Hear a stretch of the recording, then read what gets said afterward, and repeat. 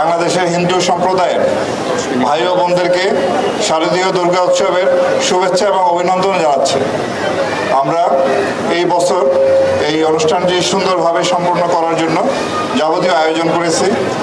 আমাদের র্যাবের টহল বিভিন্ন জায়গায় মোতায়েন আছে, সাদা পোশাকে আমাদের গোয়েন্দা বাহিনী তৎপর আছে এবং এছাড়াও বিভিন্ন মণ্ডপে আমাদের টহল দলগুলি নিয়মিত ভিজিট করতেছে।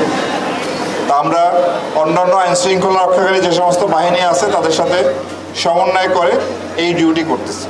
আমাদের র্যাপিড অ্যাকশন ব্যাটালিয়নের 15টি ব্যাটালিয়ন সারা দেশব্যাপী বিভিন্ন জেলায় পূজা উদযাপন কমিটির যারা সম্মানিত সভাপতি সেক্রেটারি আছেন তাদের সাথে সমন্বয় রেখে এই দায়িত্ব পালন করে আসছে।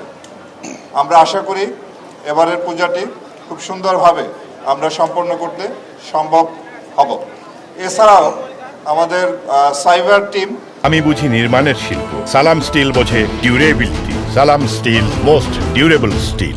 তারাও সার্বক্ষণিকভাবে সাইবার ওয়ার্ল্ড মনিটরিং করতেছে, যাতে কোনোভাবে কোনো দুষ্কৃতিকারীরা কোনো রকম গুজব ছড়িয়ে যাতে এই উৎসবের যে আমেজ সেটা যাতে কোনোভাবে নষ্ট করতে না পারে।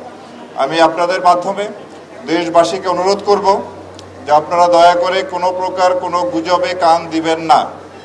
যদি সোশ্যাল মিডিয়ায় কোনো ধরনের কোনো খবর আসে সেটি অন্তত যাচাই করার মতো সময় আমাদেরকে দিবেন। যদি ওই খবর মিথ্যা হয় তবে ওই গুজবকারীর বিরুদ্ধে আমরা ব্যবস্থা নেব। আর যদি সত্যি সত্যি কোনো ঘটনা সোশ্যাল মিডিয়ায় আসে যা সত্যতা আছে সেটাও আমরা অনুসন্ধান করে ওর বিরুদ্ধে আইনানুগ ব্যবস্থা গ্রহণ করব।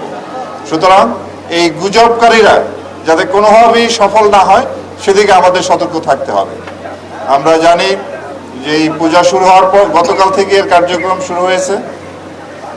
আমরা এই পর্যন্ত সারা দেশে বিচ্ছিন্ন কিছু ঘটনা ঘটেছে এবং প্রতিটা ঘটনায় আমরা আইনানুগ ব্যবস্থা নিয়েছি।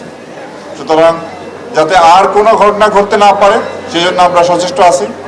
আমি পূজা উদযাপন কমিটির সমস্ত মণ্ডপের সভাপতি সেক্রেটারি সহ যারা আছেন তাদেরকে অনুরোধ করব আপনারা সার্বক্ষণিকভাবে ভলান্টিয়ার রাখবেন। দিনরাত 24 ঘন্টায় যাতে এই ভলান্টিয়াররা সেখানে কর্মরত থাকে।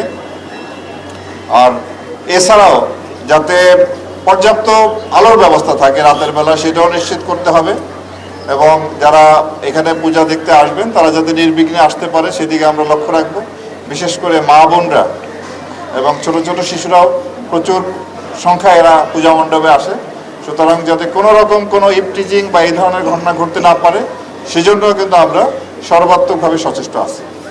আমরা আশা করি সবাই মিলে আমরা এবারে এই উৎসবটি সুন্দরভাবে শেষ করতে সক্ষম হব।